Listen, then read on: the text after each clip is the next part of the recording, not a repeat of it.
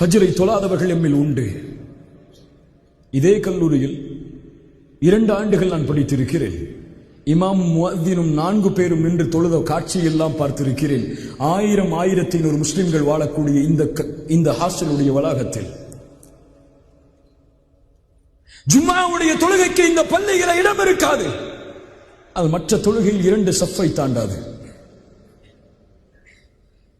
இந்த வயதிலேயே தொழுகையை பொடுபோக்காக கருதுபவர் ஒருபோதும் தன்னுடைய வாழ்வில் தொழுகையை உறுதியோடு கடைபிடிக்க மாட்டார்.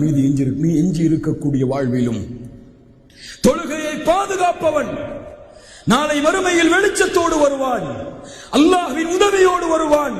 தொழுகையை பாதுகாக்காதவன் வெற்றியோடு வரமாட்டான். யார் தொழுகையை பாதுகாக்கவில்லையோ நாளை மறுமையில் இவர்கள் ஒன்று கூட்டப்படுவார்கள். மஅ ஃபிர்அவுன வ காரூன வ உபய் இப்னு கலஃப். இவர்கள் எல்லாம் முஸ்லிம்களா? இவர்கள் எல்லாம் அல்லாஹ்வை நம்பிக்கை கொண்ட முஃமின்களா?